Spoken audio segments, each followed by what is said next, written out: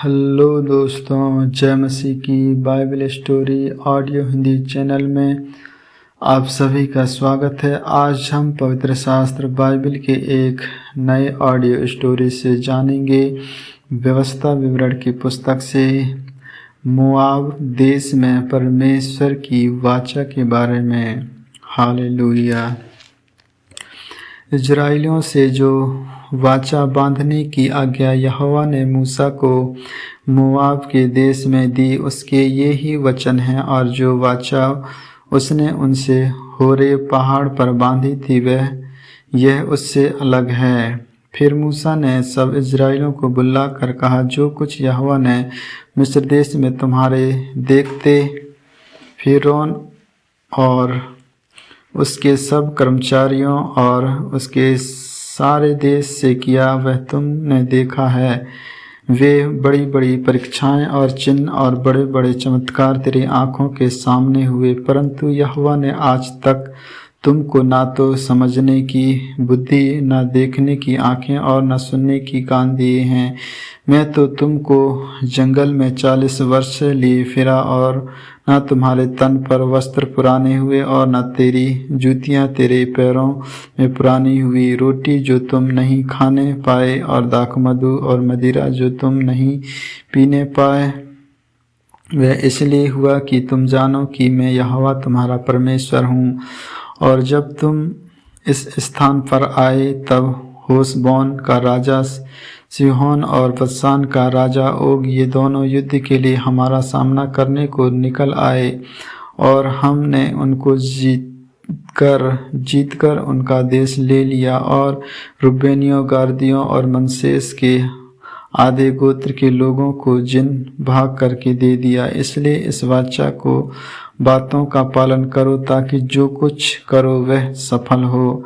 आज क्या वृद्ध लोग, क्या सरदार, तुम्हारे मुख पुरुष, क्या गोत्र गोत्र के तुम सब इजरायली पुरुष, क्या तुम्हारे बाल बच्चे और स्त्रियां, क्या लड़कहारे, क्या पनहारे, क्या तेरी छावनी में रहने वाले परदेशी, तुम सब के विषय अपने परमेश्वर यहोवा के सामने इसलिए खड़े हुए हो कि जो वाचा तेरा परमेश्वर यहोवा आज तुझसे बांधता है और जो शपथ वह आज तुझको खिलाता है, उनमें तू साझी हो जा, इसलिए कि उस वचन के अनुसार जो उसने तुझको दिया और उस शपथ के अनुसार जो उसने अब्राहम, इसहाक और याकूब तेरे पूर्वजों से खाई थी, वह आज तुझको अपनी प्रजा ठहराए और आप तेरा परमेश्वर ठहरे। फिर मैं इस वाचा और इस शपथ में केवल तुम को नहीं, परंतु उनको भी जो आज हमारे संग यहाँ हमारे परमेश्वर यहोवा के सामने खड़े हैं और जो आज यहाँ हमारे संग नहीं हैं,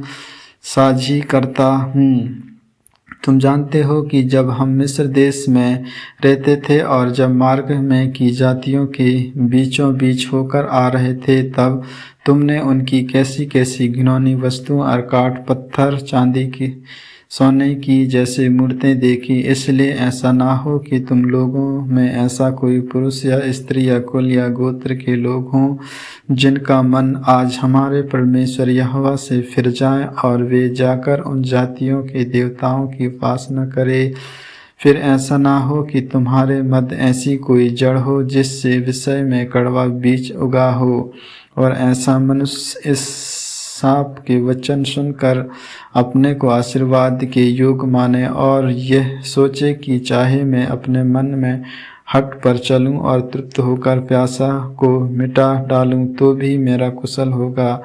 यहोवा उसका पाप क्षमा नहीं करेगा, वरन यहोवा के कोप और जलन का धुंधला उसको छा लेगा। और जितने साप इस पुस्तक में लिखे हैं, वे सब उस पर आ पड़ेंगे और यहोवा उसका नाम धरती पर से मिटा देगा।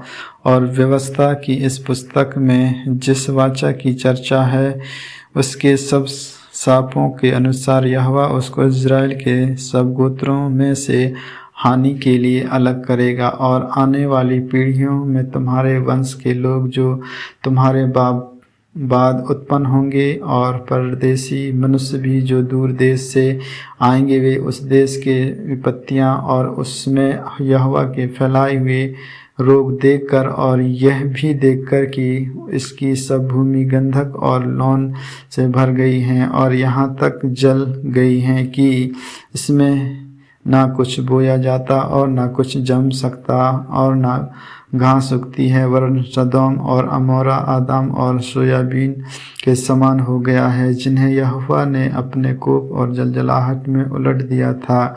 और सब जातियों के लोग पूछेंगे, यहोवा ने इस देश से ऐसा क्यों किया और इस बड़े कोप के भड़कने का क्या कारण है? तब लोग यह उत्तर देंगे, उनके पूर्वजों के परमेश्वर यहोवा ने जो वाचा उनके साथ मिस्र देश से निकालने के समय बांधी थी, उसको उन्होंने तोड़ा है और पराये देवताओं की उपासना की है, जिन्हें वे पहले नहीं जानते थे और यहोवा ने उनकी नहीं दिया था। इसलिए यहोवा का कोप इस देश पर भड़क उठा है कि पुस्तक में लिखे हुए सब साप इस पर आ पड़े।